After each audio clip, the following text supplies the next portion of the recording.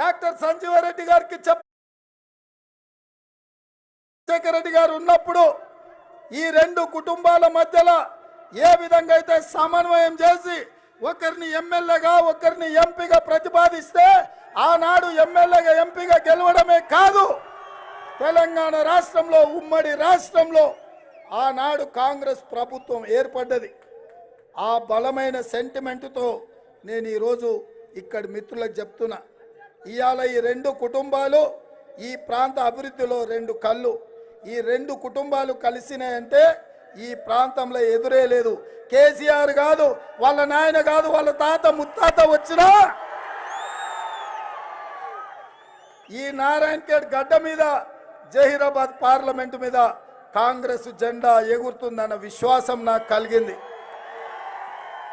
ఆనాడు doctor YS Rajasekhara Reddy గారు ఉన్నప్పుడు ఈ రెండు కుటుంబాలను ఎంత సమన్వయంతో రాజకీయంగా ముందుకు నడిపిండో, ఈ రెండు కుటుంబాలను సమన్వయం చేసి కాంగ్రెస్ పార్టీని బలోపేతం చేయడానికి అదే విధంగా నేను కృషి చేస్తా అని చెప్పి ఈ సందర్భంగా మిత్రులందరికీ చెప్పదలుచుకున్నా. మిత్రులారా, మీ భవిష్యత్తు మీ చేతిలో ఉంది, మీ అభివృద్ధి మీ చేతిలో ఉంది, మీ పిల్లల ఉద్యోగాలు మీ చేతిలో ఉన్నాయి, మీ రైతులు పండించిన పంటకు గిట్టుబాటు ధర నిర్ణయించేది మీ చేతిలో ఉంది, మీ విద్యార్థులకు విద్యా అవకాశాలు మీ చేతిలో ఉన్నాయి, మీ నిరుద్యోగులకు ఉద్యోగ అవకాశాలు మీ చేతిలో ఉన్నాయి, ప్రతి సమస్యకు పరిష్కారం మీ చేతిలో ఉంది. కానీ మీరు సమయం వచ్చినప్పుడు కేసీఆర్ చెప్పిండానో భూపాల్ రెడ్డి ఏడ్చిండానో మీరు ఓట్లు అక్కడ వేసి పనులు కాంగ్రెస్ను అడిగితే గాడిదకు గడ్డేసి ఆవుకు పాలు విండితే సాధ్యమేనా? వ్యవసాయం చేసే పెద్దలకు తెలుసు, గాడిదలకు గడ్డేసి ఆవుకు పాలు విండితే రావు అన్న సంగతి. మరి నేను అడుగుతున్నా, మీరా టీఆర్ఎస్ గాడిదలకు ఓట్లేసి సురేష్ షెట్కర్ను సంజీవరెడ్డిని కాంగ్రెస్ పార్టీని అభివృద్ధి చేయమంటే ఇది సాధ్యమేనా అని చెప్పి నేను ఈ సందర్భంగా అడుగుతున్నా. అందుకే మిత్రులారా, గతంలో జరిగిన తప్పు జరగకూడదు. ఈ తప్పు ఒకవేళ జరిగితే మన భవిష్యత్ తరాలు మనవి మన్నించవు. నేనెందుకు ఈ ప్రాంతం పట్ల ప్రత్యేక శ్రద్ధ చూపిస్తున్నా అంటే, నా కొడంగల్ శాసనసభ నియోజకవర్గం ఏ విధంగా ఉంటుందో, కర్ణాటక సరిహద్దుల్లో ఉంటుందో, నారాయణఖేడ్ నియోజకవర్గం కూడా అదే విధంగా కర్ణాటక సరిహద్దుల్లో ఉంది. అన్నం ఉడికిందా లేదా అని మొత్తం చూడాల్సిన పని లేదు, ఒక మెతుకు పట్టి చూస్తే అన్నం ఉడికిందా లేదా చెప్పొచ్చు.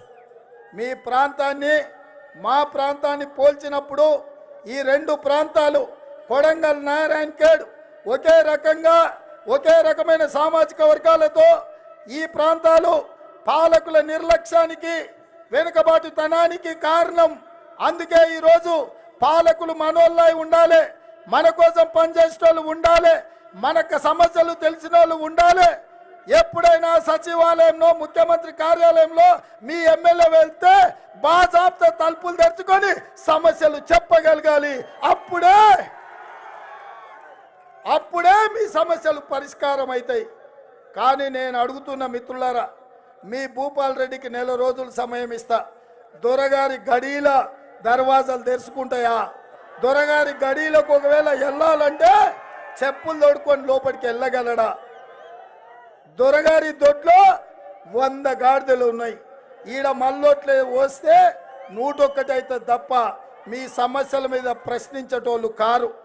అందుకే ఈ ప్రాంత సమస్యల పరిష్కారం కోసం, ఈ ప్రాంత అభివృద్ధి కోసం బసవేశ్వర అదేవిధంగా సోమేశ్వర ప్రాజెక్టులను పూర్తి చేయాలన్నా, అదేవిధంగా నల్లవాగు మీద లిఫ్ట్ పెట్టాలన్నా, ఈ తండాలకు సీసీ రోడ్లు రావాలన్నా, మీ ప్రాంతంలో చదువుకోవడానికి స్కూలు కాలేజీలు రావాలన్నా, మీ నిరుద్యోగ యువకులకు ఉద్యోగ ఉపాధి అవకాశాలు రావాలన్నా, చక్కెర పరిశ్రమలు తెరుచుకొని ఇక్కడ చక్కెర చెరుకు పండించే రైతులను ఆదుకోవాలన్నా ఇందిరమ్మ రాజ్యం రావాలి, కాంగ్రెస్ పార్టీ గెలవాలి.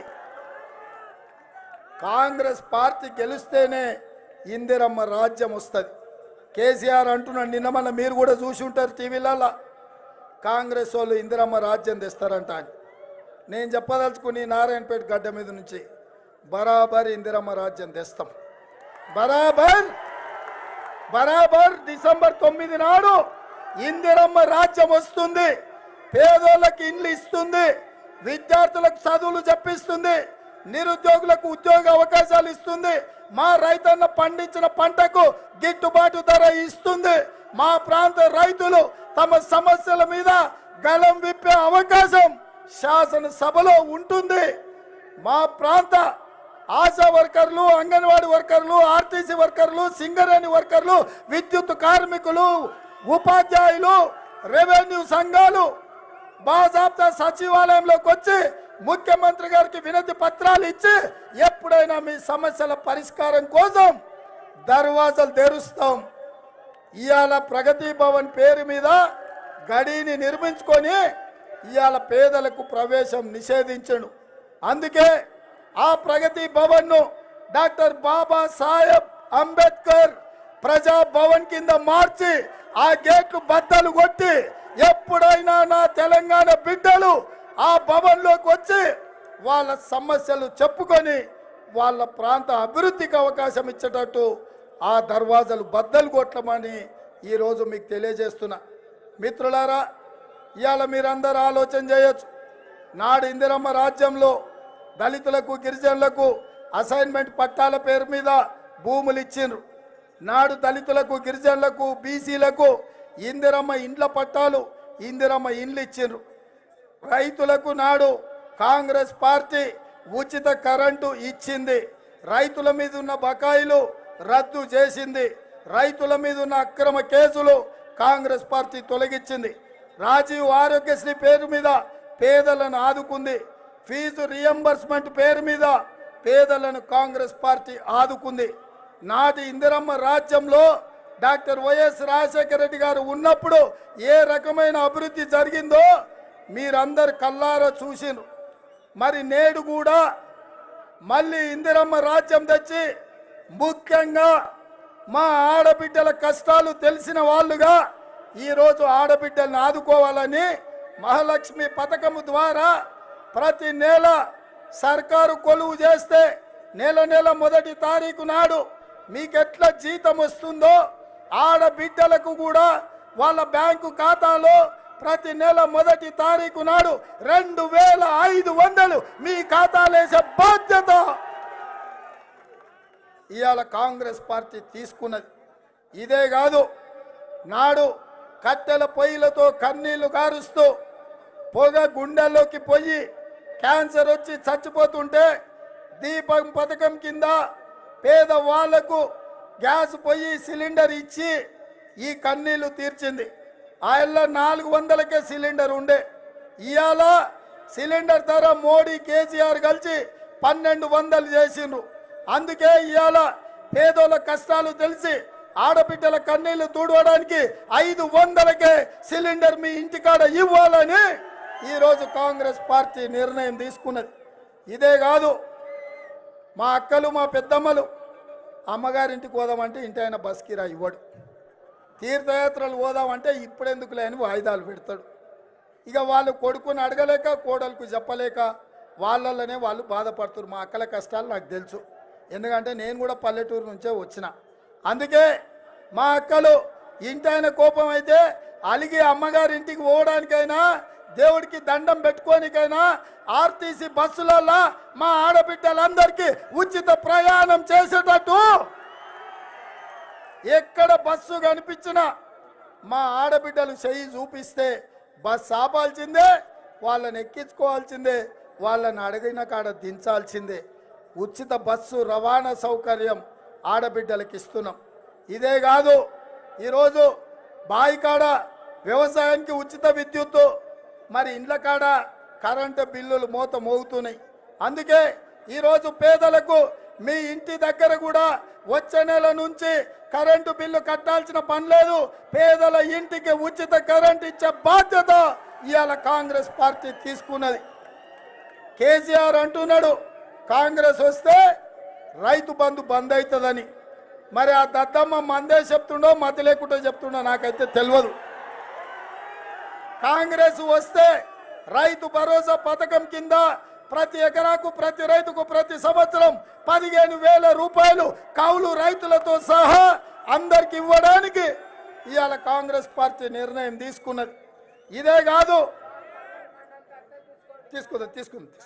తీసుకుందరా నాయన మంచి మంచి మంచి మంచి మంచి మంచి తీసుకు.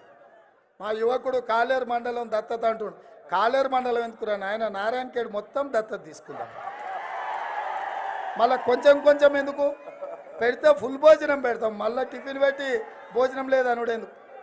అదేవిధంగా ఈరోజు మీకు రైతు భరోసా పథకం కింద మంచి బ్రహ్మాండంగా ఎకరాకు 15,000 కౌలు మామూలు రైతులకు కూలీలకు 12,000 ఇచ్చే ఆలోచన ఇవాళ కాంగ్రెస్ చేసింది. నాడు ఇందిరమ్మ ఇండ్లు కట్టుకుంటే కేసీఆర్ అవి డబ్బా ఇండ్లు వద్దు, డబుల్ బెడ్రూమ్ ఇల్లు ముద్దు అన్నాడు. మీకెవరికైనా డబుల్ బెడ్రూమ్ ఇల్లు వచ్చినాయా? ఎవరికైనా మీకు డబుల్ బెడ్రూమ్ ఇల్లు వచ్చినాయా? మీ ఊర్లో డబుల్ బెడ్రూమ్ ఇల్లు వచ్చినాయా? మీ ఊర్లో డబుల్ బెడ్రూమ్ ఇల్లు వచ్చినాయా? ఆ బంగ్లా మీద ఉన్న వాళ్ళని అడుగుతున్నా, మీకు డబుల్ బెడ్రూమ్ ఇల్లు వచ్చినాయా? మీకు వచ్చినాయా? ఈ నియోజకవర్గంలో ఎవరికి డబుల్ బెడ్రూమ్ ఇల్లు రాలే. అందుకే మొన్న కేసీఆర్ సవాలు విసిరిన, ఏ గ్రామంలో అయితే ఇందిరమ్మ ఇండ్లు ఉంటాయో ఆ గ్రామాలలో మేము ఓట్లు అడుగుతాం. ఏ గ్రామంలో నువ్వు డబుల్ బెడ్రూమ్ ఇల్లు కట్టించినవో ఆ ఊర్లలో నువ్వు ఓట్లు వేయించుకో. నీకు డిపాజిట్ వస్తే నీకు గులాంగిరి చేస్తా అని కేసీఆర్కు సవాలు విసిరిన, ఆ సన్నాసి తోక ముడుచుకొని పారిపోయిండు. నారాయణఖేడ్ నుంచి కూడా ఇదే సవాలు మళ్ళీ విసురుతున్నా. ప్రతి ఊర్లో ఇందిరమ్మ ఇండ్లు లేని ఊరు, హనుమాన్ల గుడి లేని ఊరు ఈ తెలంగాణలోనే లేదు. అదేవిధంగా ఇవాళ పెన్షన్, నిత్యావసర వస్తువుల ధరలు పెరిగిపోయినాయి. మీ గ్రామాలలో పేదోళ్లకు పెద్దోళ్ళకి ఇచ్చే పింఛన్ ఎంతనయా? ఎంత ఇస్తారు? ఎంత? ఇంతేనా? ఇంత అంటే ఎంత? ఎంత? ఇంత అంటే గట్టిగా చెప్పుర్రా నాయన, కేసీఆర్ తినిపించాలి. 2,000 కదా. కేసీఆర్ ఉంటే మీ పెన్షన్ 2,000. కేసీఆర్ని ఈ నెల పొంద పెడితే మీకు ఇంత ఇస్తా. ఎంత? ఇంత అంటే గట్టిగా చెప్పుర్రి, గట్టిగా చెప్పుర్రి. కేసీఆర్ తినిపించాలి. వచ్చే నెల నుంచి మా పేదోళ్లకు మా పెద్దోళ్లకు ఇందిరమ్మ రాజ్యంలో 4,000 పెన్షన్ ఇచ్చే బాధ్యత కాంగ్రెస్ పార్టీ తీసుకుంటుందని చెప్పి నేను ఈ సందర్భంగా తెలియజేస్తున్నా. మరి ఇన్ని మంచి పనులు ఇందిరమ్మ రాజ్యంలో చెయ్యాలి అంటే మీరందరూ దొరల రాజ్యాన్ని గద్దె దింపాలి. అందుకే మీరందరూ కలిసికట్టుగా ఒక్క మంచి పని ఈ నెల 30 తారీఖు నాడు చెయ్యాలి. ఏంటిది మిత్రమాది? ఏంటిది? ఏంటిది? ఏంటిది? ఏంటిది? చెయ్యెత్తండి. ఒక్క చెయ్యి వాళ్ళు ఒక్కటెత్తురు, 2 ఉంటే 2 ఎత్తురు. జై కాంగ్రెస్, జై జై కాంగ్రెస్. హస్తం గుర్తుకే, హస్తం గుర్తుకే. అయిపోలే ఉండూరు, ఇంకా 2 నిమిషాలు ఉంది. నేను మార్పు కావాలి అంటే మీరు కాంగ్రెస్ రావాలి అనాలి. రెడీనా? రెడీనా? రెడీనా? మార్పు కావాలి, మార్పు కావాలి, మార్పు కావాలి, మార్పు కావాలి, మార్పు కావాలి, మార్పు కావాలి, మార్పు కావాలి, మార్పు కావాలి, మార్పు కావాలి, మార్పు కావాలి, మార్పు కావాలి, మార్పు కావాలి, మార్పు కావాలి, మార్పు కావాలి, మార్పు కావాలి. జై సోనియమ్మ, జై జై సోనియమ్మ. చివరగా నేను బాయ్ బాయ్ అంటే మీరేమనాలి? రెడీనా? Bye bye, bye bye, bye bye, bye bye, bye bye, bye bye, bye bye, bye bye, bye bye, bye bye, bye bye, bye bye. ధన్యవాదాలు.